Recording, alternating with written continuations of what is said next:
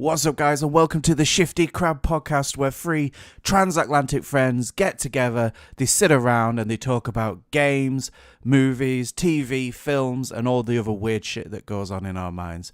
I am joined by the best beard in the business, Mr. Vince Haley. Vince, how you doing? Oh, doing great. Did you mean to add TV and, not TV, but films and movies in the same sentence? I did not, but thank you for just... I didn't pick up on that. I did not. So thank you for instantly pointing out my flaws in my... What's a film and what's a movie? Would you Morbius is garbage. Venom is a movie, and Dune is a film. Oh, okay. Yeah. There you go. The tiers. It is an interesting question. Well, after that insult, I'm not going to ask any more about you. But also joining us today is the much kinder, the pun master general himself, Obi-Pun Kenobi, Mr. Terry Jeffs. Terry, thank you for being here. Thank you very much, guys. Vince, is your background? I feel like it's evolving. More seems to appear every I don't time. know. I feel like I don't know if I'm just imagining it. I'm just looking at there. There's like more stuff on there, right? That is definitely developing. I mean, kind of. Well, Here's the problem, right? Okay. Immediately to my right over here is another desk, a secondary desk, right? That I got to build like models and shit on, of course, because this desk right here is taken up by my setup and everything. So need a second desk. Right beside that desk, where you see the model shelf on the other side against the wall, is a closet, right? Oh yeah, is a closet, right? Which houses all my coats and everything. Is unfortunately spring in Southern America, which means one day it'll be 70 degrees and the next day it'll be like 30 degrees. So you never know when to wear a coat. Unfortunately, to hide some of the shit you see back here on the floor, I've had it pushed behind the desk in front of the closet door. Well, because it's spring and it's very unusual weather, you can't... I had to move the stuff in order to get into the closet, in order to get a jacket, and the stuff has just kind of remained here on the floor. Right, okay. That's kind of what happened. It's too lazy to put it back because who knows if I'll need another coat. I don't even... You never know. I appreciate... I'm not even talking about that. Yeah. I mean more literally your cool shelves behind, like... Everything? Yeah, I just feel like it's just constantly just multiplying with more cool stuff. It's just... New things are being added. Things are being taken away. It's lovely. Here's a question for Terry. Sorry, go on. Go on. Vince, you can't answer this. Okay. Like when you read a book, like not a magazine, Terry, a book. I know what they. Yeah, and you've not seen the film or anything, like, and you imagine the place in your head or the character, what they look like. When you imagine Vince's house, like, and his office, is his office on the ground floor or upstairs? Does he even have an upstairs? Like, I imagine it on the ground floor. It was completely on the ground floor. Yeah. For whatever reason, I don't know why, Vince, is your office on the ground floor? Do you have an upstairs? Because I know a lot of American houses are more bungalow style. Well, do you know, can I tell you before Vince ruins this for me forever, do you know my romanticized, like what I imagine Vince's house is like right now? Like, I if he was to undo those curtains... We're going to see one of those porches with like the white picket kind of white picket fence with a hammock on it, and it's just cornfields just looking out at it, and he's like just like a blue moon on the table where he's just out there and a rocking chair. And a rocking chair, yeah, that's what I meant, not the hammock, the rocking chair, and a banjo. like something out of, I don't know, like some old school American film, like just like he's on a ranch somewhere. Am I close, Vince? No, not at all, actually. You nailed 0% of it. Okay. But except for the fact that my house is on the ground floor because there is no second floor to this house. There we go. There you go. That's all you get. If I were to open these curtains and pull up the blinds, the only thing you would see is bushes. Okay. Because there's bushes along I'm on the... I don't know cardinal directions from where I'm sitting right now, so I'm on the end of the house. Like, you go out this wall, there's literally a yard there. You go out. No. Vince doesn't know where Most he of it's lives. probably Confirmed. no. I was about to say on the other side of this wall Confirmation is that this is here? a set. This Yeah. is not a house. But that's this incorrect. It's probably my wife's closet or something over there for her office on the other end of that. On the other side of that wall over there. On the other side of this wall over here is the backyard. It's kind of like I'm in the back of the house. Kind of. I don't know just how imagine to describe like it. It makes no sense. Yeah. That wall behind Vince. All of a sudden, it's just like one wall, and it all just kind of falls down like a panel. It's just a photo, and then it's just like all film crew behind like Truman Show. Like fuck. Like they're just trying to pick it all back up. Like what the hell's going on? Yeah. This is all CG green screen. It's just one big green. Absolutely. I don't actually exist. I'm actually Nick Fury in space right now. Yeah. Just yeah. Yeah. Like, Vince has never been on this podcast. He just doesn't exist. We just imagine him as the third person. What is reality? Surprisingly, none of our fans have brought it up before. That you two are just speaking to no one. I know. Yeah. Weird. Like speaking of Vince. Speaking of me, man, obviously, last week we were a bit quieter, but I did do a solo stream last week, and man, I spent far too much time playing with Vince's crotch. Okay, I don't know what that means, and I don't know if I want to. You could go watch it. I created you two in WWE 2K22. Oh yeah, I did see this on Twitter. Like, I was like, what is going on? So I spent a lot of time creating your characters on They did look good with the chat as well, and we created you, and then we put you two in a fight for the Shifty Crab title, and Terry, you came out on top. How? Okay, I did not know about this. I did not know about this. I saw the picture of you creating characters. I did not know that. And then we put computer versus computer. We gave you both 100% stats because like it was getting quite late, and we commentated on it. And it was a ladder match. And that is brilliant. Yeah, Vince absolutely beat the shit out of you, but you somehow kept climbing up that ladder quicker than him. Like that's it. That's basically my life, really. So yeah, it was a lot of fun, but I had some fun designing you guys in that. So that was the solo stream. If you want to check it out, but guys, do you know what? This week we're filming this obviously on a Thursday, so it's a bit later in the week. But there seems to just been a lot of news and releases and stuff like as the week's gone on. That I think it's going to be the majority of the podcast. There's so much to divulge in. First of all, I need to do a little update. I have completed Elden Ring.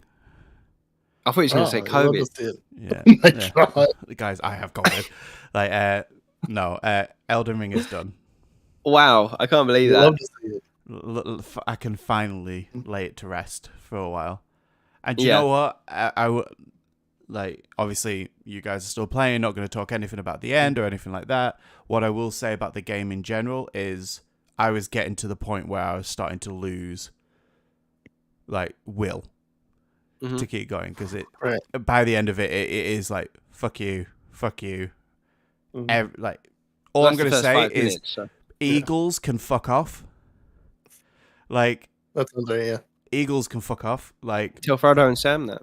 Yeah, no, they can fuck off too. That makes me hate them even more because it's a terrible plot point.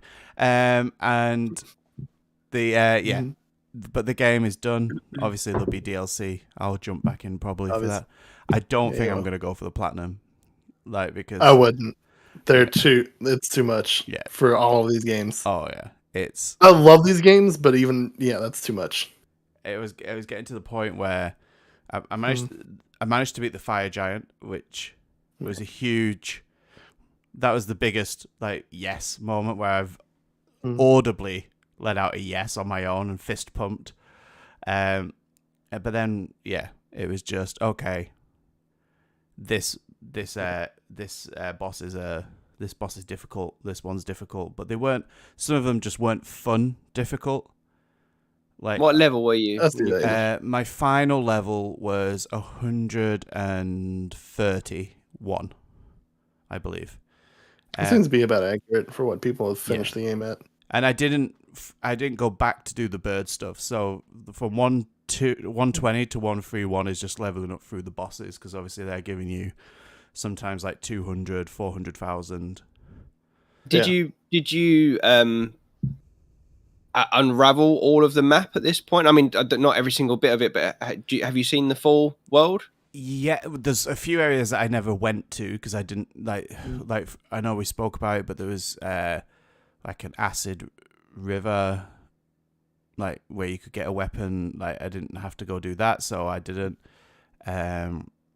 Is that near the? Is that the? No, that's not near the beginning area. No, it's near. I can't remember the name. In Lingrave. Not Lingrave, no. Okay, so there's an acid lake place on the other side of that, isn't there? Like, you know what I'm talking about? Like near the magic city or whatever it's called. Like literally one of the first places I went when I got transported, like right next to that, like red skies. Yeah. It's there. Yeah, that's the place. I didn't need to do anything there, so I didn't. Okay. Not that I know of. I went to pretty much every area. What I will say is the last. I don't know, not even quarter. The last fifth of the game is just a confusing mess. I felt because things happen, and then you put in a location, and you're kind of like, all right, well, what am I doing? Like, and the arrows don't do anything then, so there's no the guy. You've no guide to where you're supposed to be going. It was at that point that I really had to heavily rely on like a guide, like where am I supposed to go from here? Because I ended up going and doing something which I thought was the thing to do, and I spent about 4 hours doing it, and it was absolutely nothing that I needed to do, like absolutely nothing, and the payoff was not worth it. But yeah, sounds right. Also, I couldn't help but laugh at the design of the final boss. It looks like something out of a kids program, but that would make sense. Yeah. There is a shadow outside your window, Vince. Is there? Is that a tree blowing, or there is? Oh my god! Yeah. Absolutely. Yeah. I thought there was that like. It's creepy. Remember when I said there's bushes back there? Yeah. Now I don't want it to be a cornfield. Oh. I'm just getting like thoughts of the Stand in my head. I gotcha. It's when the curtains start opening behind him. That's the problem. Yeah. All right, anyway, sorry, what were you saying, Vince? Oh, shit. Right. In terms of endings, without spoiling anything, the name of the trophy that popped when you beat the game. Oh God, hang on. Let me. Yep. Because that's how people reference the endings. Have you finished it, Vince? No, God. Okay. No, I took it like a week off from this game. I haven't played it since we last talked about it on the podcast. Okay. Yeah. But I do have a lot of interesting shows and stuff to talk about, so we'll get to that later. Age of Fracture. Age of Fracture. Interesting. Is that the one I'm thinking of? Interesting.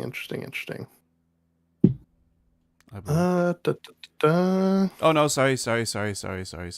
That's incorrect. Age of the Stars. Age of the Stars. Okay, so you got Ronnie's ending. Mm-hmm. Okay, good to know. Yeah, but that's what I was trying to work out because that was the ending that I went with. But what I will say is the overall experience of the game was really good. Mm-hmm. It's difficult because I think the amount of conversation behind it is incredible. That it's become a phenomenon bigger than any other FromSoft game before. It seems that this has just been on an astronomical level. But I don't think the game is as good as the conversations around the game. I think it's great for causing conversations because of how little information they give you and how big the world is. But I don't think the mechanics of the game are very good. Like the smoothness of the game and I think a lot of what makes this game good is the conversations that you have with people. More than maybe the actual game itself. Don't get me wrong, I'm not taking away from the game. I really enjoyed it, but that's just what I I will, when I look back on this game, it'll be the conversations that I've had with you guys, and not the actual game. Once I finished that game, I did not want to play it again. It wasn't like, oh, I'm just going to go in and do this bit afterwards. Like, but do you not? But you know, I completely understand what you're saying. But do you not think that by default, by wanting to have those conversations about the game, about like, is that not partly? Is that because those experiences you're having are like you're really enjoying them, like, or you're enjoying the mechanics of them and stuff? I think in some aspects, yeah, probably. I think it more comes down to how difficult the game is. So the conversations you have is, how the hell did you beat this? Or where are you up to? Like, the conversations, if you look back at our conversations on Slack or on here, it's like a lot of conversations about, whereabouts are you? And then it's like, this boss, fuck this guy, fuck this guy, fuck this. Like, that's starting the conversations. Yeah. Or the conversation, I do like the amount of loadouts you can have, and like armors and weapons and classes and all of this. I think that's really good. And but I think I've completed the game and I still don't know the story, because I did not care from moment one to the end at all what the story was in this. So, and maybe that's just because it's not my style of game, and some people must love the lore of this. But and at no point, there's a few mechanics that were good. Like, I think torrent is incredible in the game. I think the way that you can just whistle and get on torrent, and it's really quick, and it can be a useful tool. Like, and the double jump is really cool. I think that's really a really good thing. But the combat is a really basic system when you're using a sword and shield. The magic as a system is quite simple, but obviously the different spells. And I think if I hadn't used the bird trick, the grind would have been unbearable, I think, for me. Like, it is to the amount of runes that you have to spend at the higher levels to level up, like, is pretty brutal. And I don't know, I just feel like the game is a really good game, but I think it's the conversation that's put that game up to another level. I think it's a mix of anticipation and the game not being terrible, as we saw with like Cyberpunk, for example. If Cyberpunk had come out and been a good to very good game, it would be heralded as a masterpiece because of the anticipation. But this game is a good to very good game, to great game in some aspects, but it's pushed to that excellent level, I think, purely because of the communal conversation, the discourse around it is keeping it as one of the trending topics on Twitter. And I think also because the game is quite hard to beat, it's sticking around because people are still playing it. It doesn't have that drop off with, let's say, I don't know, Horizon's quite a long game, but it's still obviously a lot quicker than this to beat. The conversation, if Horizon had come out with nothing else around it, the conversation on a Horizon would still have stopped after about 3 weeks. Sure. It's the nature of games. But where Elden Ring's a harder, longer game, it's stuck around longer, and now it's become a I think it's down to that sense of that discovery aspect of it, and it's like I think that's where it comes from. And I know we spoke about it before, where, like, you know, in those comparisons to like the Elder Scrolls games, in that you know, the Elder Scrolls games, similar kind of thing, that you just kind of plonked in this world, and then you kind of random weird things happen to you, like cool things where you feel, oh my god, like, did I even mean to do, like, did that even was that meant to happen? Did I break the game, kind of thing? But then this has that extra level, because like you say, it's like that happens, but then also like you're thrown up against the wall and you have to figure out actually how to navigate it. But and I think that's what keeps the discourse going, and why I think it's blown up so much is because I think it's like, you know, we've seen it slightly before with like Bloodborne and things like that, but like because of the design of the world and that it being open world, I think it's just completely opened that up, in that that's why I think it's just become so huge, and that's all you see on. Well, I seem to see on social media, anyways, because it's just like because you've got all these players playing it in different ways and going in all different directions and discovering these things, and just like because of the design of the game, because it's not like you're not pointed where to go or design. They're like literally people figuring things out as they go, and I think it just helps create those crazy little stories, like and like you say, you go back and forth with your friends, or you're just going online and saying, "Oh my god, this just happened," and this is like it's crazy. That's what I think makes it special. Although I feel like I'm way too early in the game really to even have a verdict on it at this point. But that's what I see anyway. Yeah, Vince, you have anything to add to that? I mean, I feel like you're right in some aspects of it. Like I mentioned, was it even last week, a couple weeks ago when we did the Tales of Tarnish episode, that I don't think this is far and away FromSoft's best game. No, yeah. And when you mention the combat of how like somewhat repetitive, like the sword and shield combat aspect of it is, I definitely agree with that, because if you've played, Dark Souls, Demon Souls, you understand immediately what that combat is like and what it is. It doesn't introduce many things super new to the flow of combat in that way. It's not like Sekiro or Bloodborne, where they've kind of designed the game without having those aspects in there, right? Like, granted, you still have a melee weapon in both games, but it functions fairly differently. Therefore, I believe those are the better games, because you have different mechanics to work around with combat and the way those games work.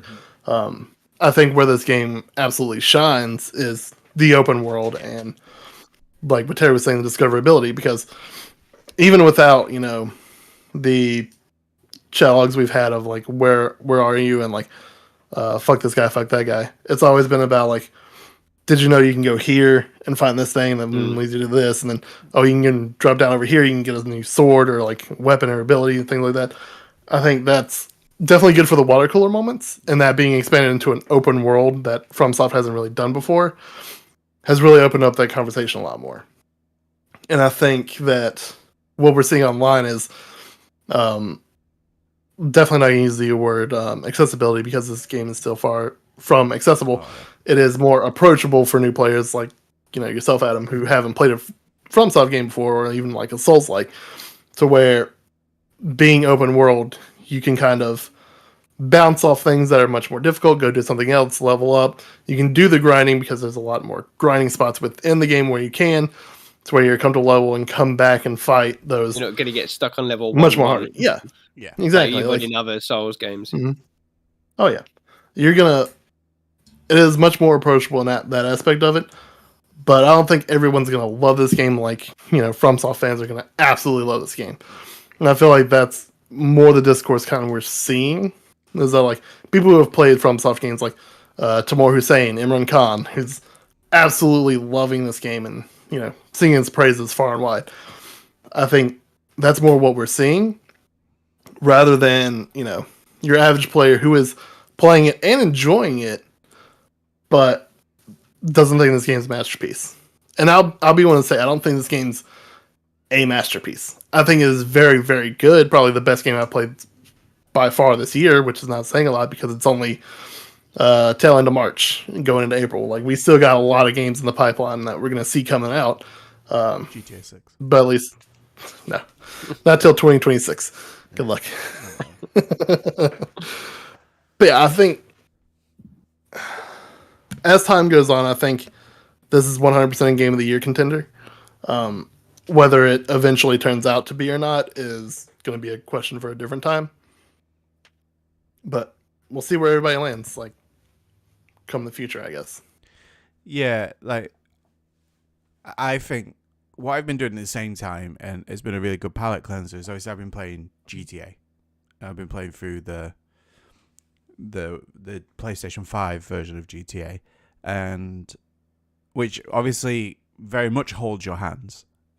Like, right. It is almost a polar opposite, but it doesn't. I could play GTA's story and never really get bored of it. Like it's such a well-paced game, and the thing that I found the most difficult with Elden Ring is my sole purpose in the second half of the game was to beat it before you. Just for the jokes that we could have on here. Just say, I have completed Elden Ring. Like, I did it. Like, yay, go me. I never have to play another one of these games again. But the honest answer is that if they released an Elden Ring 2 in a year's time, I would probably play it because I did enjoy the challenge, but I did not enjoy anything about the story. I didn't enjoy any of the voice acting, which I know it's not meant to have good voice acting. Oh, no. But it just, every time someone spoke, I just took me out of it. I was just laughing at like the voice acting in it. And I think that's because we're more accustomed, I guess, now to AAA motion capture, like almost cinema quality things. And I do enjoy those sort of aspects, like your God of Wars and stuff like that. But the game it's in this weird limbo for me. There are so many things that I think it does perfectly. Like, they're not holding your hand. I think they almost nail that. Almost. Yeah. I think there were times when I was just like, what the hell am I supposed to do now? And it got to the point where it wasn't obvious in any way, shape, or form. Look at all the stuff with Wolfman, and where he's supposed to be somewhere, he's not there, and it doesn't tell you anything about where he is. Oh, no. And you're like, well, how the fuck what do I do here? And then you stumble on something, like, and there's a lot of that, and I know that comes down to the exploration, but there's a point where it is still a game. So for me, it is still a medium of entertainment. And it walks a very fine line between becoming a chore to play the game for that reward of entertainment at the end. The boss fights, even though they're difficult, are always entertaining because it's always a challenge. But sometimes working out what the hell you're supposed to do became almost a chore. And I think it walks such a fine line that for some people, it probably never gets close to that line. For some people, it was probably too far gone and they hated it. And I kind of dipped in between. At its best, it's fantastic. And at its worst, it is tedious. But it's still an incredible achievement. And I think it will win a lot of awards. But like I said, I think it was on the last podcast, it shouldn't win Game of the Year purely because of its PC version, which is a broken mess. Like, and I have it on both. And I can't play the PC version because it's so bad. The frame drop is ridiculous. I've lost my save on the PC version. Like, it's barely runs, and I can play most things in at any power level I want. Barely runs. It's jittery. Like, and you play it on the PlayStation 5, which is why I've been playing on it, and it's as smooth as Elden Ring's gonna be. But so I think, and I know we have this conversation about reviews and stuff like that, and what you review it on is important, but I don't know. I think when you're looking at awards, that has to be taken into account. But still a great game and worth the money anyway, because you definitely get your time. You definitely get your money's worth time wise. So I don't mind paying the money for the game. Absolutely. But, yeah, I would. I hope they do another open world. Oh, absolutely. I don't think I'd play a linear version. I don't think I'd go and do any of the linear games. Interesting. But I do like the open world. I probably never won't. say never. I think if you get the taste of Bloodborne, you'll love it. I really do. Like, Bloodborne is the best, and it's free for PlayStation Plus members. We'll talk about PlayStation Plus. Not PlayStation Plus, but the PlayStation, whatever the fuck. What was it? Collection they have. That's new. Yeah. We will talk about PlayStation Plus. Don't worry about that. Like, it's coming. I don't want to think about it. Yeah, so that's kind of I tell you a game that I have played that is an old game, but has just been released on PlayStation 5, and I don't know if anyone saw GTA 5. No, I'm not going to talk about GTA 5. Well, though GTA 5 is a retro game. We will be talking about GTA 5 a little bit later, like when we talk about news. But Mr. Prepper, anyone remember this game or see this game? No, I got nothing. Mr. Prepper must have been, I don't know, maybe 5 or 6 years ago it came out. It was on PS4, it was on PC, I think it was on Xbox as well. And basically, you're in a house and you're trying to escape. There's been an apocalyptic event, and it's kind of like a suburbia where Big Brother's always watching, and you've got to try and escape. So you build down. So it's a bit like Fallout Shelter in the sense of you build underground. Just look this game but up, it's not at the same time, because you have to go. You have to go crafting. You have to go do missions.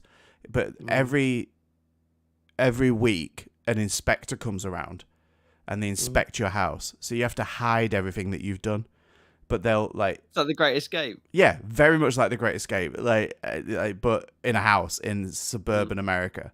Like, it's your white picket fence. All of that. What you just described is what this house is. But underground, he's building his own plants. He's trying to build stuff. Like, and you have to work your way through it. It's actually a really fun game. Very point and click. Like, but you go do missions. You can trade. There's stuff that you can do. It's a really interesting little game. But that's been a little bit of fun. You should check it out if you want to sit and do something a little bit different. Has a bit of a retro feel to it. But yeah. But Terry. Cool. Have you had any? I know you've been very busy. Very busy. I've not played. I did play a little bit of Elden Ring this week, and I'm still very early doors into it. But I had a few fun experiences, and my last experience playing it was I had one of the notice nights on it. I was just like, fuck this. Yeah. Cause like but I kind of love that about it, like how it has this aspect where you just kind of, and I won't stay on this too long because we spoke a lot about Elden Ring, but like the aspect, I love the whole, do I go a little bit further? Like I'm exploring somewhere new, and in doing so, I've collected quite a few runes. And now it's at the point where I'm like, shit, I don't want to die here because, I don't want to lose these runes. But I also want to see what's on the other side of those doors. And then oh, fuck, it's a boss. I can't get out. Now I'm trapped in this limbo of this cycle of dying against this boss that I can't kill because I just want to keep collecting my runes. And then, and it's just like stuff like that happening. And it's like, but I love it. I just, I'm spending I'm not playing half as much as I'd like to play of it, but every moment I'm playing it, I'm just really enjoying it. But yeah, other than that, played a little bit of Kirby and the Forgotten Land because we got that for when it came out on Friday, which was really cool. And got it for George's birthday, like a kind of came out a couple of days after his birthday, but obviously we pre-ordered it before because I knew he'd love that. He was so excited for that, and the kids have both been like kind of taking turns and playing that, and I've been having to go and play it, and it's really cool. It's like really, for me, like I love Mario 3D World like so much, and it's got that kind of vibe to it, and it's the power ups are really cool in it, like how you can. It's like I always quite like the Kirby games, but this is like a real kind of step up. I feel like this is like a really, like. Kirby's like really, he's flexing, and that's in this one. He's more than just his mouth. More than just his mouth. He's showing that. Yeah, be careful you go with that sentence. I was gonna make some kind of sucking joke, but we'll leave that one. Well,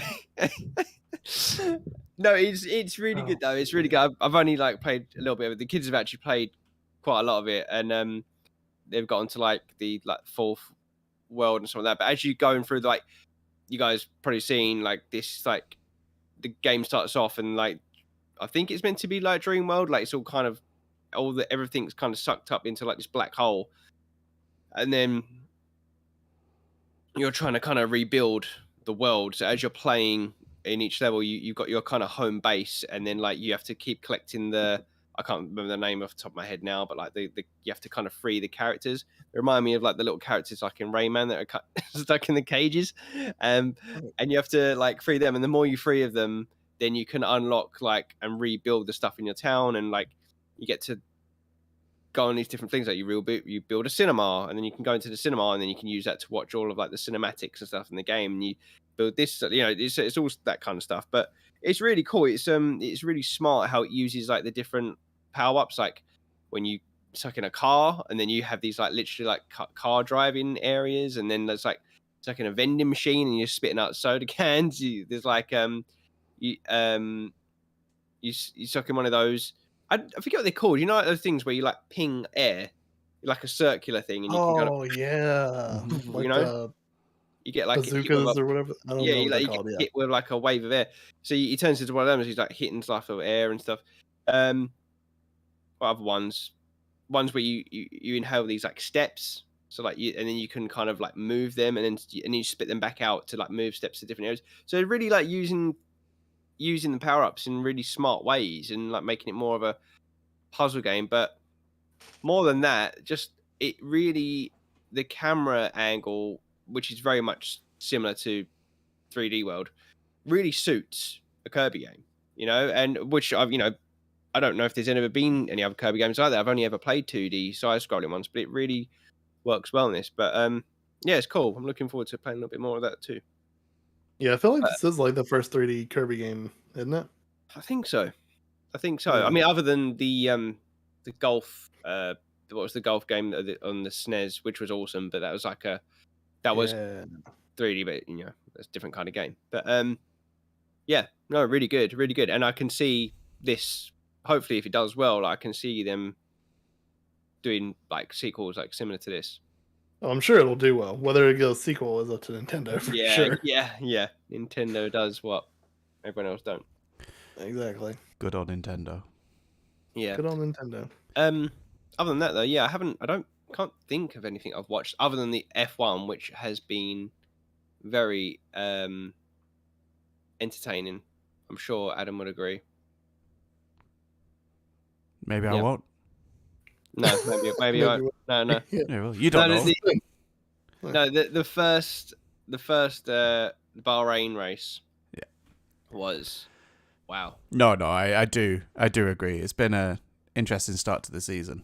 Like just the way that it was. I'd never seen anything like it really. Like in F1, like the way that the cars were just like overtaking each other, and it's like wow, this is like real racing. Like go-karting. Yeah, it was cool. It was really good. And then so yeah, I'm enjoying that. Saudi Arabia was Jeddah was an interesting race. Like yes, like yeah, and Vegas confirmed today. Vegas next year, yeah. Like, that's going to be interesting. Night race in America. Vegas. Wow, part of the strip's being used for it as well, isn't it? Yeah. It's really interesting actually. What they've planned for the race is you go down the strip, and when you pull into the pits, you have to. There's two ways you can go into the pits. One way you pick up a hooker, and then the other way you lose all your money. You have to spin on red or black. Okay, yeah. Like either way, you lose money. And then you come out the other side. Yeah, red or black. I like it. Yeah, and the winner gets married. It's a unique experience. Yeah. And Elvis is waving down. Yeah, Elvis. Yeah. I bet you, on the inaugural weekend, Elvis is there somewhere. Like they'll have either Elvis costumes, they'll have Elvis doing, You'll have to drink every time you see an Elvis. Yeah. Or roulette table. They'll have the roulette table. Like sure. Oh yeah, it's gonna be ridiculous. But yeah, poker chips as well. Yeah. Any kind of animation with poker chips. Oh yeah, the wheels. Gonna happen. Wheels will be poker chips on the intro. Yeah, no race this weekend though, so it's a bit of a but Australia next. I'm glad Australia's back. Looking forward to that. Yep. Not great timings to watch it though, but no, I'll be watching the highlights on that. I also did. I think I might have even spoke about it when I started it last podcast, but I watched all of Bad Vegan, and I don't know if you guys have seen it yet. I highly recommend it. It's 4 episodes of just the weirdest shit ever. It's like one of those real. I watched. I think I watched the first episode, and then the next day I watched the second episode, and it was one of those things where I was just like, I kept going, and it was like really late. I was like, I can't not finish this now. I've just got to see how this concludes, and it was, what really, What I would recommend is like required watching is the show. I don't know if, I'm guessing you can get it in America on Netflix as well. I don't think it's locked. Boiling Point. Stephen Graham. It's all it's the chef one, but it's all done in one take. Oh, wow. The whole film, it's a one take film. I did not know that. And it's incredible. His performance in it is Stephen Graham is so good. Like in almost everything he does. One of the best out there. Oh, by far. Really, it's really, really good. So if you really just want to watch some incredible acting, an incredible like drama, all done in one take, so the cinematography like is really, really cool. It's on Netflix to give that a watch. But Vince, I know that you'll have some things to talk about. We got a few things to talk about. Absolutely. So I'll hand it over to you for this bit. Open the floor, and I'm here. So again, I haven't really played anything aside from nothing because I was just kind of a week to catch up on myself, random things, but a few things I have watched though. A lot of things. Caught up with Rick and Morty season 5. That shit was interesting in the beginning, but the ending was fucking incredible. Is that still as popular as it was? I never watched Rick and Morty. Do you know what? I don't think I've ever seen an actual episode of it. No. Really? Is it still as big? I don't know. I feel like the hype train's kind of been slowing down on it, but the writing is still on point, I think. Because it paints itself as like one of those adult humor shows, kind of like, so I can throw it out there, like South Park, Family Guy, shit like that, right? But it takes such a much more darker approach to a lot of its storylines than you kind of expect. Like, it is very dark and complex, and it's so much beyond like the memes people make out of it. This is kind of like my sticking point for like Rick and Morty, right? Like, the writing is so much better than what people make it out to be. Because to be honest, it's really one of those things where people meme it to death. I mean, we saw with the Szechuan sauce with like McDonald's in America, and like people being man-children over that. The Pickle Rick memes, things like that. Like small things that people like attach themselves to, but missing like the larger picture of the whole things, to where like they've literally spent the final episodes of the last 2 seasons pretty much pointing out that Rick is a piece of shit. Like, he is not a hero. He is not a good person. He is an actual piece of human shit. They've literally had to spell it out for the entire audience. It's almost embarrassing a little bit, but yeah. I still absolutely love the show, and I'll keep watching it as long as they make it until it gets ridiculously bad. But yeah, it's still very good. Okay. Keeping on the good train. Well, I got like 4 things to talk about, right? Going with number 2, keeping on the good train. Moon Knight premiered yesterday. Phenomenal first episode. I need to start it. I really enjoyed it. Like, I haven't been this hyped for the Marvel TV shows since Loki, honestly, and maybe WandaVision. Like, after those first episodes, right? Like, it has a way of hooking you in that you're just kind of like, I need to see more of this, and I need it now, kind of thing.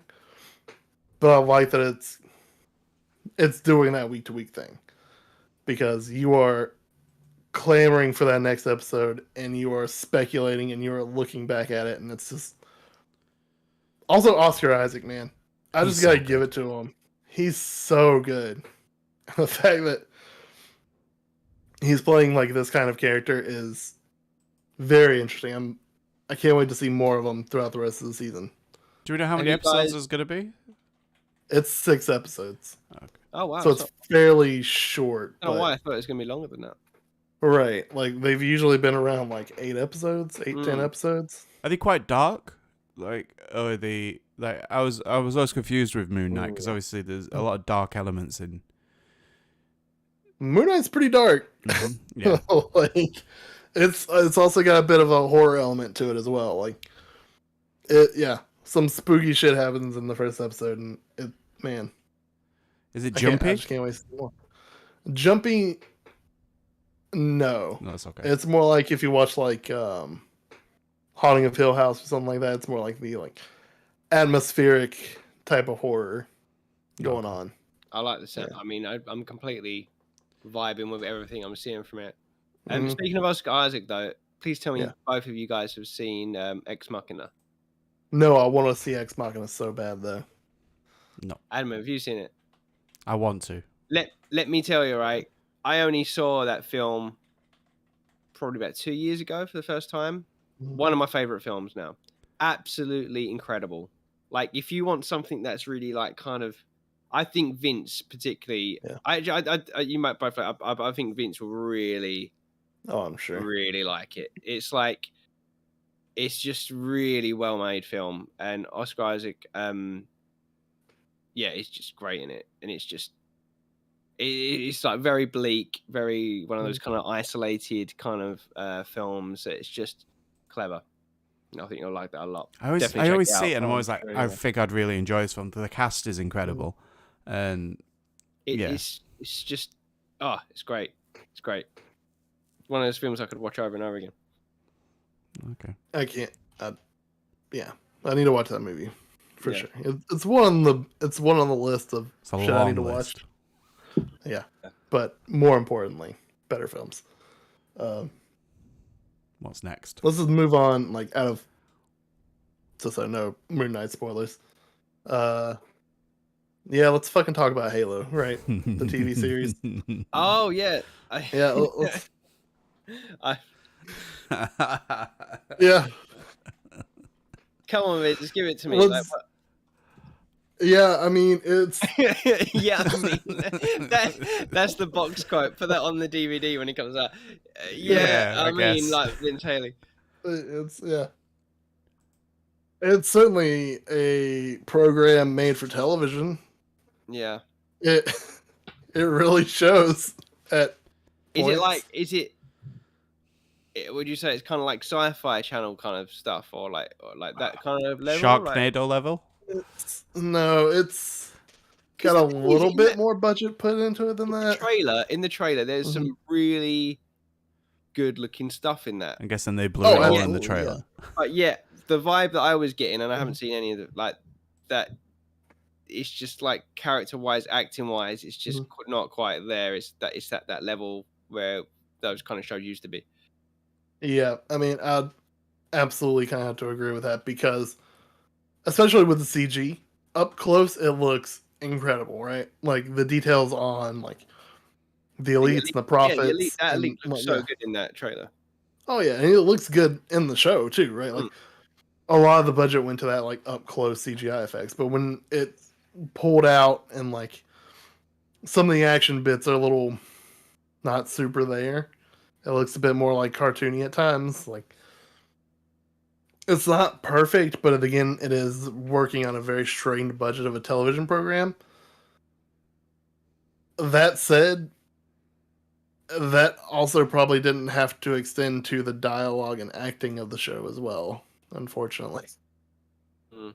It's not terrible. It's also just not like you're not getting the best actors to do what they do. I mean, there's moments where I'm just like, okay, yeah, this could probably be believable, but man, it's just not working for me, you know? It makes you a little bit sad, like, when you think of what could have been with that Neil Blomkamp, like, Peter Jackson produced $300 million budget film that fell through.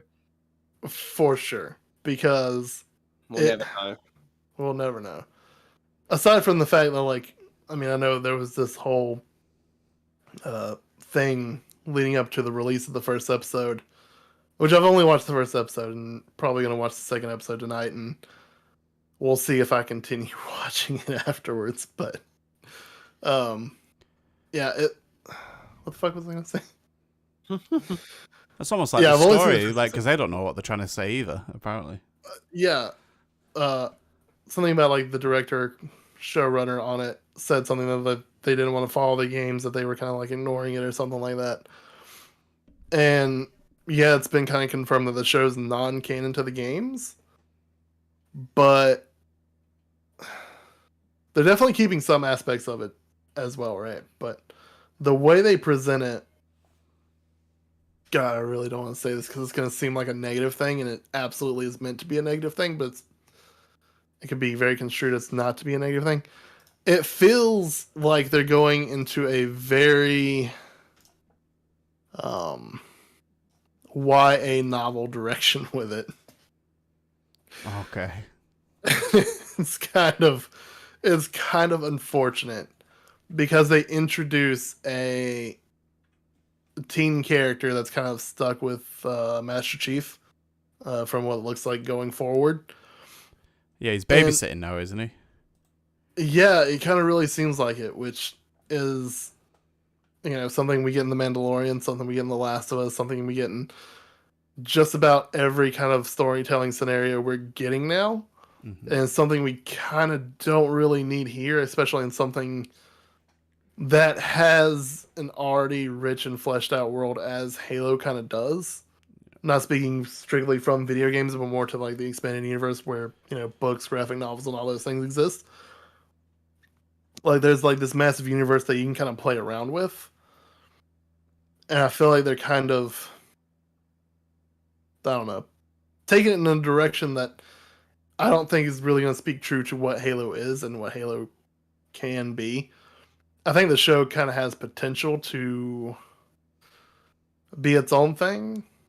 But at the same time, if it was its own thing and it just wasn't called Halo and it was just something else, I would not be watching it at all. Mm. Like I wouldn't have even taken the free month of Paramount Plus that's included with Xbox Game Pass Ultimate right now. You'd have been out of there quicker than Master Chief takes his helmet off. Yeah, which is at the end of the first episode. Take that helmet off. Yeah, made the Boba Fett sin. It did make the Boba Fett. Obviously, don't take your goddamn helmet off. Like if Carl Urban can do it, anyone can do it. Keep the goddamn helmet on. Like this not. Yeah. It couldn't have been that hard. It's come on. What I will obviously I don't think we can watch this in the UK yet because I think it's summer that we get it. And to be honest, it's probably the best part about the UK right now. But yeah, what I have seen is people are really annoyed, and obviously this will have more context for you, that he's basically on the run, and Master Chief should never be on the run. Like, yeah, we learned that lesson in fucking Halo 5. Why are we doing the goddamn TV show? But apparently, I didn't know that the Halo 5, the TV show. The actress that's playing Cortana is the person who voiced Cortana. No, yeah. No, she's voicing Cortana in the show, but it's not actually her in the fucking show. It's a different live action actress that they're dubbing over with her voice. Really? Yes. Oh, that's ridiculous. I don't know why they did it. This show just annoys me. Fuck it. Do you know, it always throws me. Like we just got a new Windows laptop recently for work, and when you have Cortana literally going through the setup, it never fails to just completely amaze me. It's so good. Jen Taylor is actually a good actress, and I appreciate her work in the Halo games. Okay. I'll say that. And number 4 on your list of things. Oh, thank God we get to talk about something actually really fucking good that I cannot wait for the next episode of. Oh shit, Atlanta! Holy fucking shit, this show is amazing. Okay, is it just come back? Oh. It's just come back on Friday. They aired the first 2 episodes, or Thursday. It's on Hulu on Friday. I forget how that works exactly. But I'm watching on Hulu obviously because live TV is for actual suckers. Yeah. It's here's the thing, right? Episode 2 ended in 2018, and episode 3 just premiered Friday of 2022. So there's been a significant gap. Yeah. There's been a big time gap, and it's a great cast in this show. It's a fucking great cast, right? Like, just looking at the main 4 actors: Donald Glover, Brian Tyree Henry, Lakeith Stanfield, and Zazie Beetz. And they're all just so fucking good in this show. It amazes me. I'm like, even watching it, like, I was first introduced to Donald Glover in Community, which I really love. Community. It's also very good. But his just talent in general, going from, acting to his musical career, his comedy specials. He's so talented. Annoyingly talented. Annoyingly talented. Like, I love this man. But yeah, Atlanta is back, and damn, if you're not watching Atlanta, go watch Atlanta, because it's incredible. It's just so good. I'm going to throw out a bold statement here. Okay. I think that This Is America may be my favorite music video ever. It's a real fucking good music video. Better than Tattoo, all the things she said? No. that was good. That was good. No, it's incredible. It's such a good video. Oh, yeah. It's so, like, I think it's one of those things that literally just could be taught, like, you could break that down and teach lessons over that. You know what I mean? It's just like so. Yeah. It's just so much going on in it. Like, it's just. And it's a fantastic song. Like, yeah. It is. I mean, when it first came out, I think I watched it about 100 times, and I was just like, literally. Oh yeah. Like, it's one to go back and watch for sure. There's so much in there as well. Like, so much in there. Like, so and to think that someone can sit and create that, and it's just like he's incredibly talented. Yeah, but a lot of his music's incredible. Like oh yeah. But yeah, he's such an incredible person too.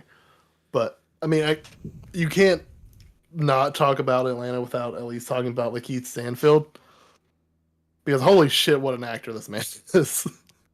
I shit you not. His fucking character Darius in Atlanta is so good. He's one of my favorite parts of the show, and man, I'm trying to see what else. This season he's also bringing it. He's been in quite a bit. He's in Knives Out, isn't he? He's he's one of the police detectives in Knives Out. He is. He's also in Get Out. Yeah, and Selma. He's in he's a phenomenal actor. Who is he in Get Out? He was actually the one that tells him to get out. Like, when the camera flashes, he's that guy. Ah, right, okay. Is he the one that runs? He's at the very beginning of the film, yeah. Well, when he's running, he's the first one to get taken, and then he just goes that way. No, that guy. Is it not him? No, it's a different guy. Yeah. Okay. Keith Stanfield is a very different person. He's the one that at the party, like, Daniel Kaluuya's character takes a picture of him, and his eyes like flash, and he like comes at him and is like, "Get out!" And then he has the you nosebleed. Need to get out. Yeah, he's the nosebleed guy. But that first episode, 2 of season 3 of Atlanta, holy shit! Like, it's tense. It's really fucking good.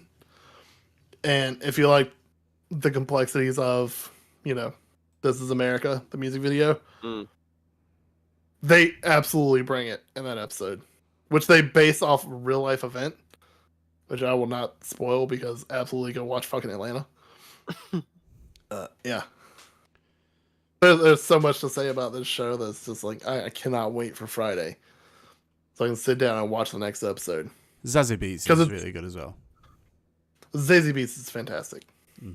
Like, she's incredible and really good in a lot of things. Oh yeah. She was in the Joker. Even to like, she was in the Joker. Yeah. And Deadpool she was 2. the maybe girlfriend next door neighbor thing. Yeah. And Deadpool 2. As Domino. Yeah. Yeah. Looking as a superpower. Yeah, exactly. But yeah, so that's everything you've been watching. That is everything I can remember. Oh, we also started Our Flags Being Deaf, the Taika Waititi show on HBO Max. I haven't seen so far. It. Pretty good. Taika Waititi, hilarious. Man, like, does so much good stuff. Another talent out there. Yeah. That is another talent. Oh yeah. Fucking ridiculous. It always blows my mind that he has dated Rita Ora. I know, it's crazy, right? Yeah, I just think those worlds, crazy things like that. Those worlds combining. Yeah, it's like when there was when the internet lost its shit because there's a picture of Rita Ora, Tessa Thompson, and Taika Waititi just all kissing on a balcony. Yeah, like, and it's just like he's living the best life. Like it's not just what is going on, but yeah, this is interesting. Then what I wanted to talk about is it's really your area, Terry. It's a bit of news break, I guess, because there's been so many tidbits of film and gaming news over the last week that I feel like it's its own section, really. First of all, we'll start with the comically bad Morbius. I mean, did anyone really see like? No, but I thought. I mean, it was just like the writing was on the wall with this one. We knew exactly what we were getting. Oh, I have never seen the internet come together so hard. Like the general terrible like reviews that Morbius is getting. Do you know what I don't like? Here's the thing I don't get with stuff like this, right? Because I know, just through here, like watching interviews with actors and stuff like that, and a lot of these actors, and it's the same with a lot of things, like when game designers are making a game, like you really don't know what you have until like the very end. Like, so like, a lot of these actors that they take these gigs based on the script that's been put in front of them, and sometimes they really love the script and they trust the director, and you hear sometimes these horror stories about people on sets and they're thinking, oh my God, what have I signed up to, kind of thing. Like, what this is going to turn out to be shit. Like, Jared Leto, like, we've said this before, very good actor. Like, he's been like in some incredible roles. Like, recently watched him in House of Gucci, and he was so good in it. And like, I mean, is he? I was literally listening to an interview the other day talking about the film. Like, he's so excited it's coming out. Like, does he genuinely? Obviously, I haven't watched the film. I know I can appreciate. I know what it's going to be like. Does he genuinely feel like with all these other Oscar-winning and Oscar-nominated like roles he's done? Does he genuinely feel like this is a good film? Do you think, or do you think he's literally just?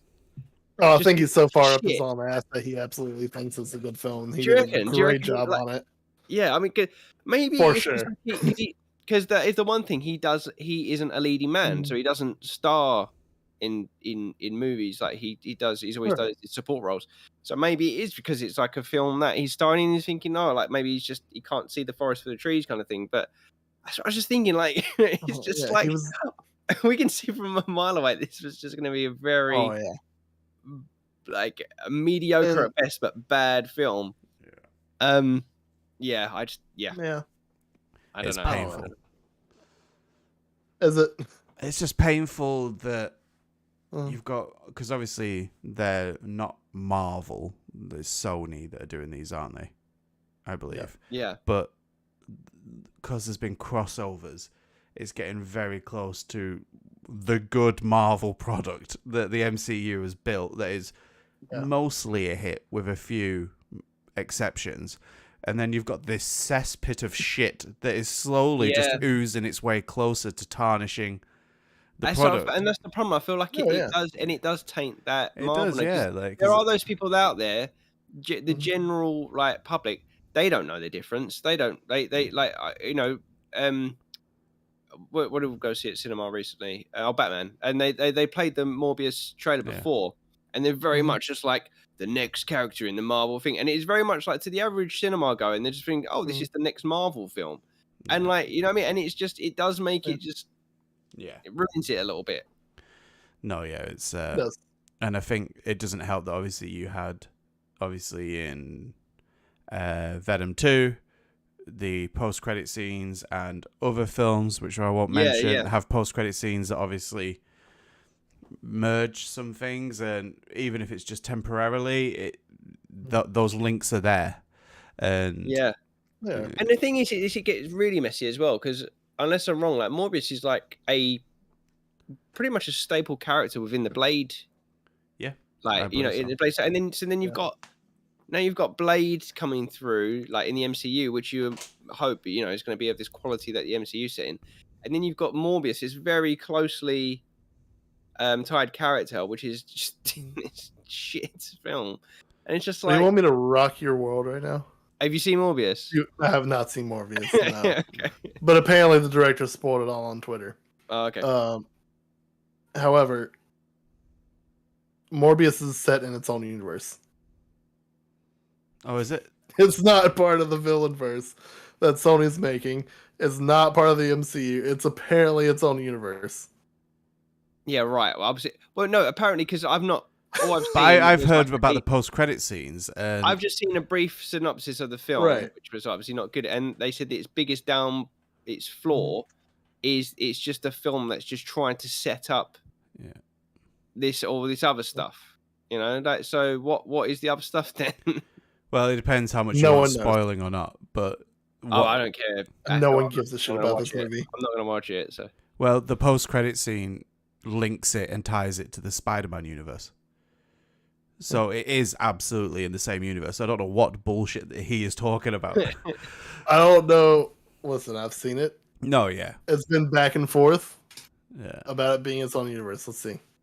But yeah, it's... Anyway, Morbius, no surprise, absolute car crash. Interesting news. I don't know if you've seen this, Terry, because I know you've been busy today. A new website has appeared within the last 20 hours. For? Metal Gear 35th.com. It's Konami, because it's the 35th anniversary. You go onto it, it is the exclamation mark, but with 35 at the bottom instead of the bottom of the square. It says Games, Inquiry, Private Policy, Terms of Use. So they may be doing something for the 35th anniversary. I remember this. God, it was probably the 30th or the 25th, whenever it was, and I got so excited about it because, I mean, it would never happen now, but it was like they were rumors of this giant collector's pack coming out where it was like it had every Metal Gear, even going back to the MSX games, and like just all in one pack, like you know, like of all the collectors. And I was like, oh my god, looks amazing, but that never happened. So who knows? Yeah, it'd be interesting though if it is something or what it would be. Konami have just kind of could be the remake. Could be at least an announcement of the remake to celebrate the thing that everyone's heavily suspecting. But was that ever a thing? Because it was always rumored to be Bluepoint. Like, did Bluepoint confirm if they're actually working on a... Bluepoint confirmed that they were working on a remake. New stuff. But they were doing a new... I think they were working on a new stuff and a remake, weren't they? Okay. Vince, are you... What? Can you remember what Bluepoint said they were working on? A new IP. They weren't working on a remake as well? Not that I remember. I'm pretty sure it's a new IP. Okay. That's what I thought. I think that's what they were hired on to do. Yeah, that was it. Because I remember we had that conversation, like, oh, like, cool, but a little bit disappointed because we were hoping for that, and that is what Bluepoint do, and Demon Souls is just, and Shadow of the Colossus, and everything they've ever done is just incredible at remaking stuff. But the next, this is a rumor. This one, so this is but it's a rumor that's building a lot of traction, and there's been some more corroboration that from more well-known people in the industry that one of the Sony acquisitions that's coming and going to be announced very, very soon I've heard is From Software. That one. Well, that'd be interesting. I don't see it happening. But I would normally take this as a Well, see, saying that though, it makes sense from a Sony standpoint. It's the sort of company they would buy, and with the success of Elden Ring and how much money that has made, I'd be surprised because I still think, I reckon there will be a From Software Xbox exclusive game. Like that, I think like they'll get their Bloodborne, because I think that there's a good relationship between Xbox and FromSoft, and I feel like they, obviously Demon Souls and Elden Ring and all that is all shared, but PlayStation got, sorry, not Dark Souls, but PlayStation got Demon Souls and got Bloodborne, and I feel like that Xbox, I reckon there's, if it's not already in the works, I reckon there's talks happening like, hey, can maybe come over, you just do something new for us, like a new IP for us. Yeah. Because the other rumor is Konami, isn't it? Konami's the other one that's been rumored, that PlayStation are rumored to be acquiring. I mean, that's the one everyone's hoping that would for. make more sense. I mean, though. God, like that, everyone's just begging for that to happen. Like, come on, just give all the IP to Sony so they can actually do something with it. Like mainly Metal Gear and Silent Hills. Like just because it's just sitting in limbo. Like, but yeah, they're the two big rumors going around. I think there's another one, but that isn't an acquisition. Like, obviously, we're going to talk about PlayStation Plus and PlayStation Now and everything in a second. But yeah, I thought these were two interesting because they're two very different, obviously, studios with very different sort of tractions at the moment. You'd probably say Konami's on a slip that hasn't really struck gold any recently, I don't believe. No. Whereas Elden Ring obviously is the talk of the town. But yeah, it'd be interesting to see how much the studios would cost. Not a whole lot.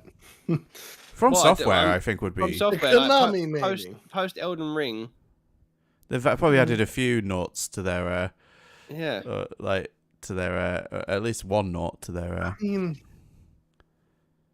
maybe. Again, this is something I don't really see happening, but I think out of the two, Konami makes more sense. But obviously, the other interesting thing is Kojima today. They left their studio, their actual building. Showed it all packed up and said end of an era. Whole building was packed up. So well done, the Kojima way. I hope he's going to a bloody bigger one. Yeah, he was being cryptic, but he posted it all packed up. Him stood in the empty office. Obviously, the white tunnel all packed up. I'm hoping it is just purely because they need to move to a big. Because they're working on the next game, aren't they? Because remember we saw those images and everyone was kind of thinking it maybe was something like Silent Hills because it was like, did you see that one where we covered it on yeah. So maybe just gone somewhere they can do more of that stuff. Well, here we go. They're starting films now, aren't they? They've got a film studio. It's relocating. Yeah. So probably to go to a film game, like a game studio and film studio. Where's it going to? How cool is that going to be, though? I mean, like Kojima making films now.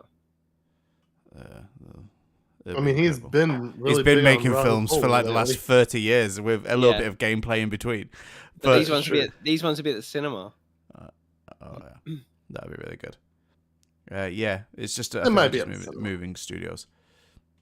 So yeah, there was that. But listen, PlayStation have released their new PlayStation Plus tiers. Everyone, I'm guessing you both saw this.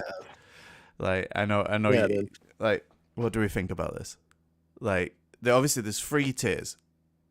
I do like that they're putting PlayStation Now and PlayStation Plus together because it saves me paying for them. Like, it's just one subscription, done. Yeah. It's what Xbox needs to do with Xbox Gold, is it? Yeah. They need to just put that into Game Pass and have it as just one thing. But Game Pass Ultimate, but still. Pardon? It's Game Pass Ultimate, but still. Yeah, but I just think even at the basic level, you should just include it as that's your base subscription. Have the ability to be able to play games online should just be part of your online subscription, not a separate subscription. Like, because obviously for PlayStation to play games online, you need PlayStation Plus, and stuff like that. So yeah, having PlayStation Now. So there's 3 tiers. What is it? There's PlayStation. I can't remember what they're called. Can anyone remember what they're called? I think top of my head, I think it's PlayStation Plus Essential or something like that. The normal, which is like your normal one, and then it's PlayStation Plus Extra, which I always just found just really funny because like plus just means extra. So you got PlayStation Extra. Read all about it. PlayStation Plus. And then the last one is like PlayStation Plus like Premium. Yeah. So I've got it here. I did see a tweet that now infuriates me that they should have called it PlayStation Plus Bronze, PlayStation Plus Silver, and then PlayStation Plus Platinum, or Silver, Gold, and Platinum, whichever. I've got to be honest. I was hoping that the whole thing was going to get rebranded and it wasn't even going to be called Plus anymore. I thought it was just going to go for something new, but then to be honest with you, I wouldn't even know what you could call it. But so this is what you get. And this is in dollars. So PlayStation Plus Essential. The benefits are it provides you with the same benefits as PlayStation Plus members are getting today, such as 2 monthly downloadable games, exclusive discounts, cloud storage, and online multiplayer access. There are no changes for existing PlayStation Plus members in this tier. So you don't get PlayStation Now with the basic one. Yeah, which is not PlayStation Now anymore, but yeah. What is it now? It is PlayStation Now still. No, the PlayStation Now is gone. It's just it is just. Oh, that's just rolling into this. It's just rolling into this now. It's just like it's. I didn't get that bit, but okay, that's fine. Yeah. Then it's PlayStation Plus Extra. For that, you provides all benefits from the Essential tier, plus adds a catalog of 400 of the most enjoyable PlayStation 4 and PlayStation 5 games, including blockbuster hits from all of our PlayStation Studios catalog and third-party partners. Blah blah blah. Games in the extra tier are downloadable for play, and that is at $14.99 a month, or it's £10.99 for the UK. And then you got PlayStation Plus Premium, which provides all the benefits of Essential and Extra. It adds up to 340 additional games, including PlayStation 3 games available via cloud streaming, a catalogue of beloved classic games available in streaming and download options for the PlayStation 2, and the PSP generations. It offers cloud streaming access for the original PlayStation, PS2, PSP, PS4, and offered in the extra and premium tier markets. And there's time-limited game trials will also be on offer in this tier, so customers can try select games before they buy. That will be $17.99 or $13.49 monthly. So there's a few things to take away. What's this? PlayStation Deluxe. Oh, and there's also PlayStation Deluxe, but that's if it's a market that doesn't have cloud streaming. Yeah. First of all, the price point. If you already, like myself, already pay for PlayStation Now and PlayStation Plus, then Essentially is great because it works out cheaper. How much? Can I just ask? Yeah. How much is PlayStation Now? How much were you paying? I think it's like $9.99 or something like that, or $12.99 or something. Let me have a look because it'll be in my email. So I tell you where, like, for me, when I was reading through the tiers and stuff like that, and it was like just a no-brainer for me. Yeah. The premium on an annual £100, right? So basically, I mean, I've had PlayStation Plus like since it came out. I've never always had it, never cancelled it, and that's £50 a year. Yeah. Obviously, you can get it like cheaper if it's $49.99 a year. That's what I pay currently. So £50 a year. So this is just the simple way I'm looking at it. For an extra £50 a year, I can get almost 1,000 games. Just unlimited to download. So it's just like because download or stream. Yeah, that's the catch. Download or stream. Yeah, but they're all some are downloadable, some are streamable. But they're all from what I understand, they're all downloadable, right? No. So it's for PlayStation Premium adds up to 340 additional games, including PlayStation 3 games available via cloud streaming. because no, it's PlayStation. That's PlayStation 3. Yeah, all the others are and 1 and 2 and PSP. No. No, it's only a catalogue of beloved classic games are available in both streaming and download options for the original PlayStation. So you can do either or. Pretty sure it's only the PS3 that they can't download because they can't emulate. Yeah. Can they? It's the fucked up cell processor. So I'm pretty sure all the PS5 games and PS4 games are downloadable, and that's the key.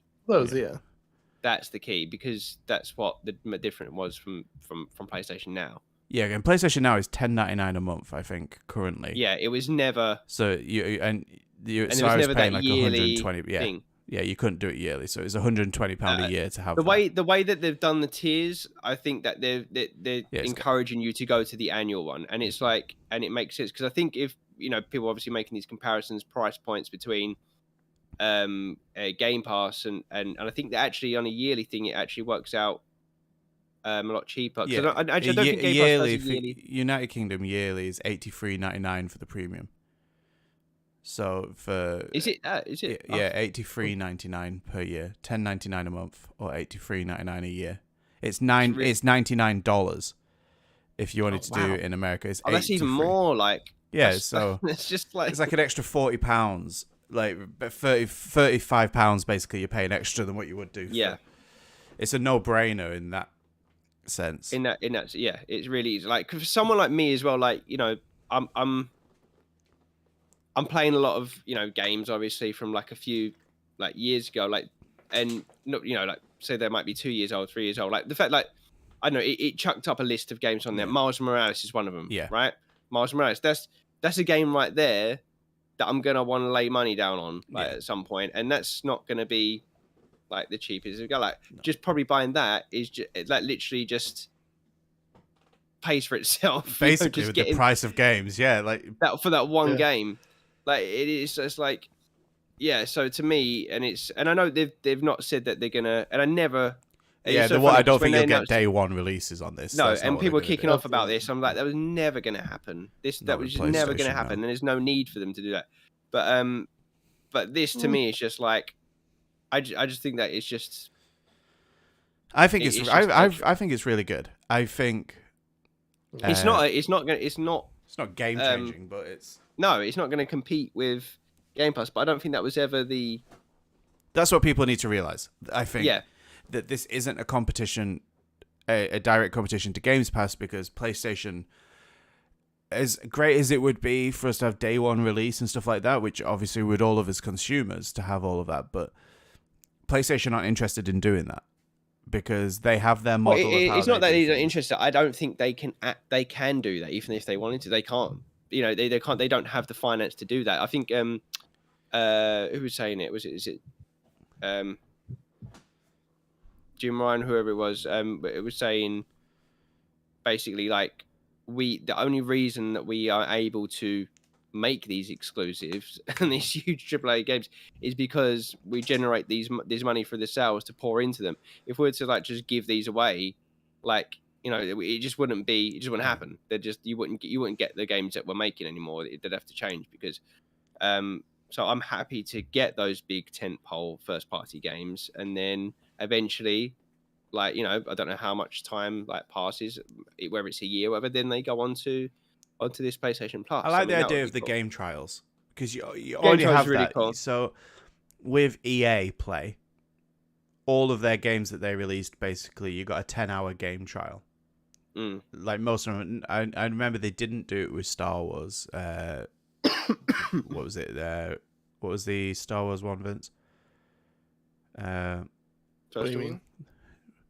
What did you say? Fallen Order? First Order? Fallen Order, yeah. Fallen Order, sorry, yeah. First Order. Yeah. They didn't do it with that one, I don't think. But all their sports games, they give you a 10-hour free trial, so you can see how buggy it is. So I think that's good with some of these games that you're on the fence with, to have like a trial window. I think it's really good. I think we all know that Games Pass is the best deal in gaming and so on, but what I think the downside to Games Pass, it's not downside, but what isn't talked about enough is probably a lot of the games on there surely don't get played because they're just there's a lot of filler on Games Pass. Vince, I know you spend a bit more time on Games Pass, so you might disagree or you might agree. I don't know. Like, what do you think? Like with Games Pass, do you think there's a lot of filler, like in the options? Because it feels like some of them just are there for the sake of being there, and they're not. I guess in a way, I mean, it's really just kind of having options.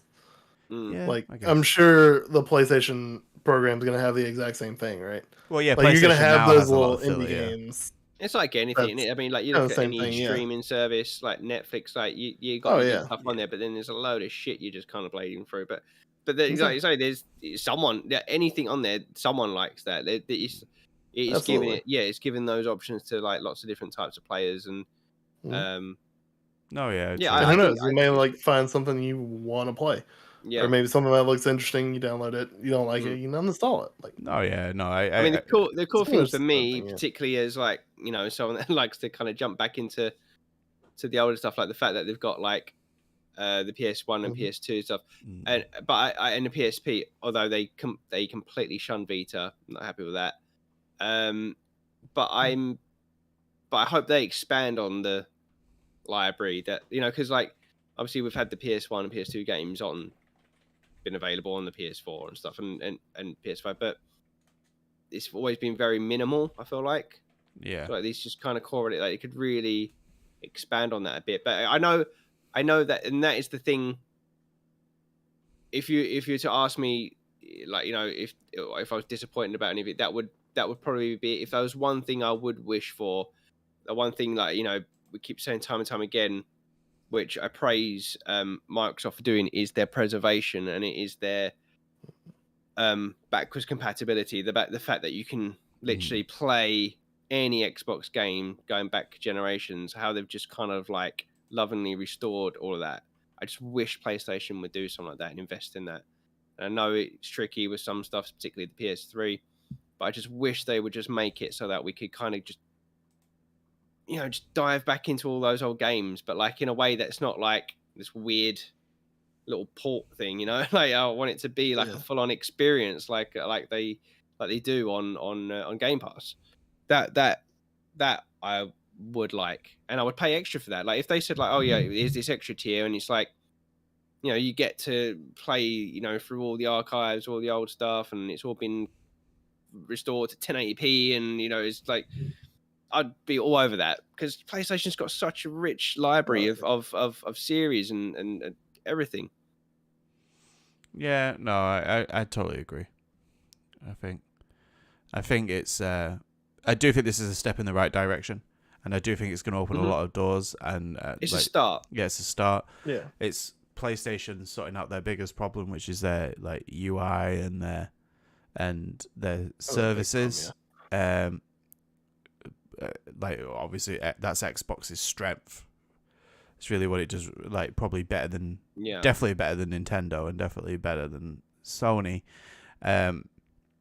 So yeah, it's a step in the right direction. It's better if it's more value for gamers, then it's always a win. Yeah, I think even if it's not better perfect. than it was before, that's for sure. Because no one was bloody playing PlayStation now, and I don't think many people even knew what it was. So just like you say, just roll it all into one thing. Just make it more simpler for the consumer. And also, I think the last thing that I wanted to talk about is it's a special day for you today, Terry. I know you're keeping it quiet. I know you've got the anticipation brewing, and it's gone 12 now, so it's officially the day. Yeah, time is a flat circle. Right time now. is a flat circle, and you're even wearing the colour to celebrate. Today is the release of Sonic the Hedgehog 2 in cinemas. So that's the day? It's today. What? Sonic movie 2, only in cinemas from today.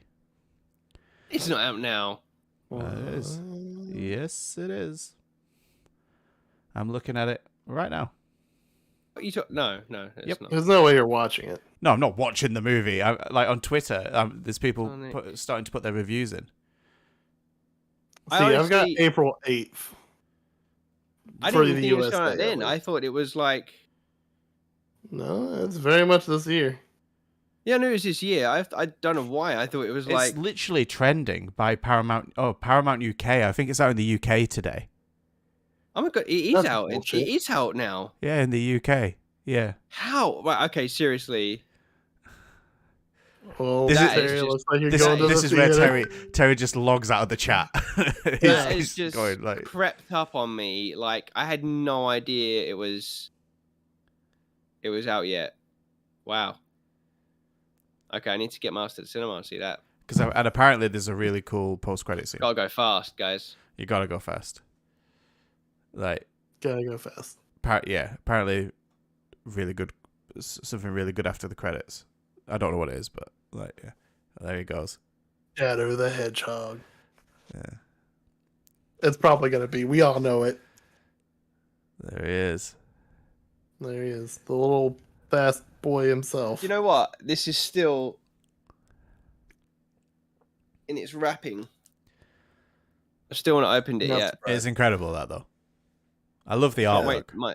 Yeah. I keep expecting you to buy a second one, just keep one in its wrapping and one to look at. That is a Terry move. It really would be. It would be. Oh dear, but no. Well, hopefully you get some time in the near future to be able to go to the cinema. Maybe that's my next challenge. I've beaten Elden Ring before Vince. Now I'll go see Sonic before you. Like, There you go. Yeah, I think you'll do it. that's my whole. and I'll be the only one of us to watch Morbius in theaters. Yeah, I'm Oh, not please going do to. it for I'm us, not. Vince. Yeah, I'll do it. you do it. Like, I'm gonna do it. It's gonna happen. I'm gonna see that movie in theaters. yeah, you can do that one, so we don't have to do that one. But I'll tell You you know, one thing I fun know fact, about speaking Morbius of for bringing, sure. yeah, go on. He sucks. Oh, that's true. What does he Nah, say? he's a vampire. Yeah, that's right. You got it. That's right. But Yeah, bringing this all around from PlayStation to the cinema. I've attempted like twice to watch Uncharted in the cinema, and each time I've always canceled tickets to do something else. I don't know why. if you cancel It's tickets, just do you get kinda your money happened. back? Or Oh yeah, oh, okay. absolutely. I've never cancelled a cinema ticket. I didn't As even know long it as was a it's thing. like an hour beforehand. That's Like cool. yeah, 2 hours beforehand. Yeah, they refund you completely. Casey goes to baby cinema. Baby cinema, huh? Yeah, I didn't even know this is a thing. Basically, the Is that showcase. the early morning ones? No, it's at like 1:00, but they have a screening of like certain films, and you're allowed to go in with your child. But basically, because no one knows about this thing, it's a full cinema.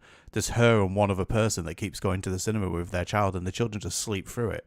So she just gets to watch a film with no one in the cinema, and because it's showcase, the seats recline. Noah gets his own seat. Like. So when you go see a baby cinema screening of Morbius. I think they do age appropriate. Like she's going to watch. I think the thing is, I'm gonna go into the theater for Morbius and still be the only person in there anyway. Yeah. Some baby's first word's gonna be "This sucks." Like, Yeah. Really. It sucks more than I'm sucking right now on this cinema screen. she always asks if I want to go, and obviously I can't usually because of work. But I was off last week. But I'm like, I couldn't think of anything worse than going to a cinema that is designed for babies to be in there. Yeah. Like, Oh my god, I don't Yeah. think I can handle that. but apparently Like, you don't hear anything. What did we see recently? Can't remember what film it was at, but there was like a mum was like sitting in the front, and her baby would just like started screaming Oh and no! stuff. Oh, is it? What The was it? worst. What kids film would we have watched recently?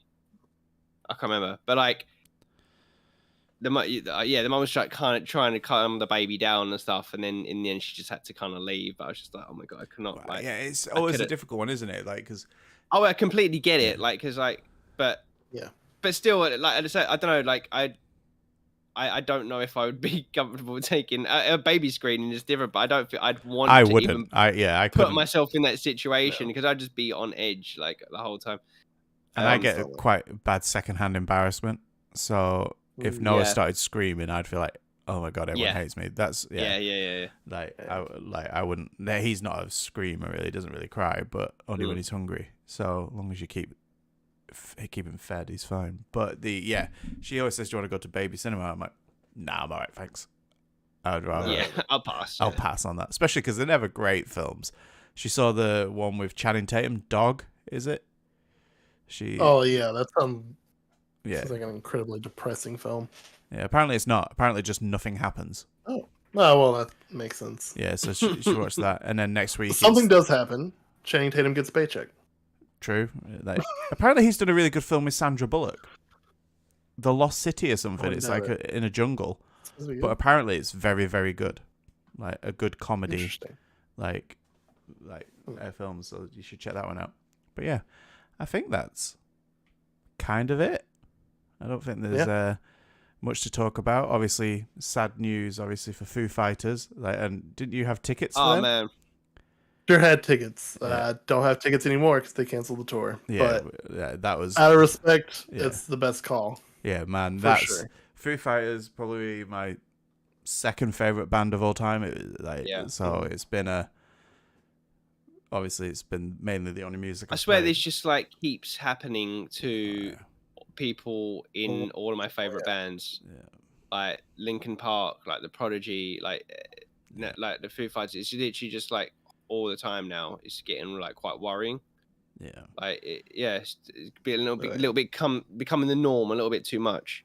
But it's so incredibly sad. Like and it's so like it shouldn't have to take this to do it.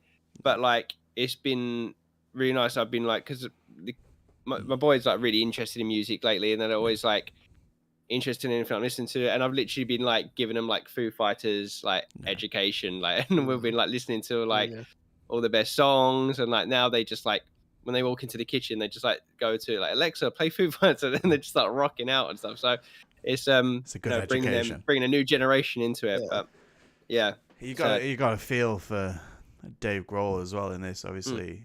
Like been through similar things before, like obviously different scenario, different circumstances, but man, I did on a more lighter note, I did completely forget to mention this on the last podcast, but not last week, week before, we went to Country to Country at the O2, which is the country music festival, the big country, because my wife like is huge on country music. I mean, all she ever listens to is country, and it was because it was Miranda Lambert headlining, and she is like a big Miranda Lambert fan, and it was really cool. So we had we was there the whole day. It was at the O2. We had lots of food. Yeah, well, I did try on a couple of the hats. They had all the stores out, the boots for the Spurs, stuff like that. But they we need a photo of that for sure. And so it was Miranda Lambert headlining. Sporting was what's his name? Kip Thorne. And then do you both know any of these guys? I know Miranda Lambert, that's the name I know. What was the last one? Dickinson? Something Dickinson? I can't remember his name. Anyway, Charles Dickens? Not Charles Dickens, Vince. But it was really good. It was really good. And I'm not like, I mean, I'll listen to like country music, but I'm not like, it's not something that I would typically like choose to put on. But yeah, it was a good day. It was a good day. It was Miranda Lambert, Kip Moore, Russell Dickinson. That was all really good, by the way. And there was like other ones supporting that before, but they were like the top. Did you just go on the Friday, or did you do the other days as well? We did the Friday. Yeah, it was Luke Combs. And Darius Rucker on Saturday. Which. It was like a very close call between those 2 days, but Miranda Lambert got the. I love Luke Combs though. I think he's absolutely great. They had Scott McGreery on Saturday, famous for American Idol. Yeah, he won American Idol, I believe, Scott McGreery. But it was funny. We used to live down the road from that, and when it was on, you could hear it because they used to do stuff outside and stuff like that, and in the sort of the peninsula area. I think my mother-in-law went and my father-in-law went to it one year, and they hated it. But, really? Because they realized that they didn't like country music, so.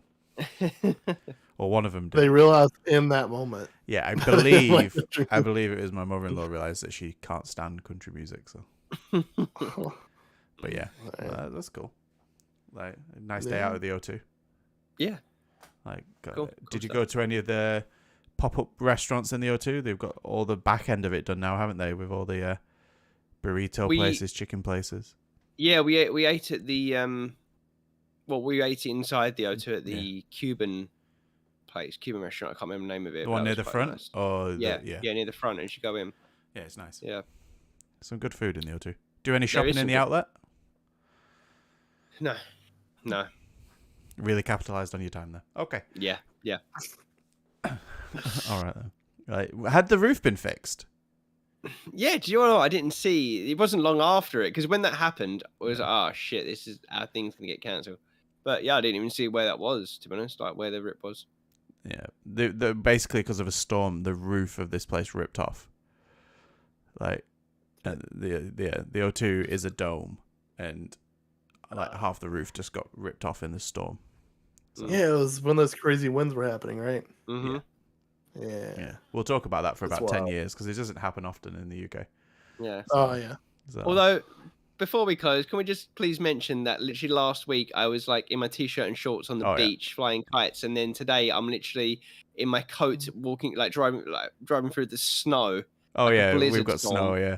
What the hell was going on? It's freezing cold tonight. It was like summer's day last week. I know, it's ridiculous. I can up that by one level.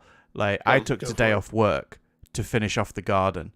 And I woke up this morning, like my brother-in-law stayed last night, so I was asleep downstairs, and Casey came down and showed me a picture, and it's just snow in the garden. I'm like, I've taken a day off work to do that. I can't do anything. We had a crane delivery yesterday, like dropping off all the pallets of all the stuff for the garden, and it's just out there, and I can't do anything. So now tomorrow I'm going to have to cram it in while I'm working and work on the weekend. It's, so waste of a day off. Crazy. Anyway, this has been the Shifty Crab Podcast. You can catch us every week on Twitch or over on YouTube at Crab Shifty. That's Twitter, or the Shifty Crab, which is the YouTube. I messed that up, but I'm not starting that one again. That's fine. Yeah, we do our podcast. We also stream usually twice a week over on Twitch, where me and usually Vince sit down and play some game. Whatever takes our fancy on the day. Or you can follow us over on Twitter at CrabShifty. But thank you for joining us, the best beard in the business, the beard of war, Mr. Vince Haley. Thank you for joining me on this lovely podcast. You're welcome. Thank you for that threw me. I was like, what? I'm like, okay, yeah, we'll go with that. That was the intention. Yeah, nailed it. Yeah, you did. You win. Also joining me on this lovely podcast is the Pun Master General, Obi-Pun Kenobi himself, Mr. Terry Jeffs. Terry, thank you. Thank you. Oh, not long till Obi-Wan. I think that's May. Yeah, that's soon. Oh boy. Enjoyed that trailer. Yeah, that's more Star Wars. It sure is. Sometimes it's a good thing, sometimes it's not.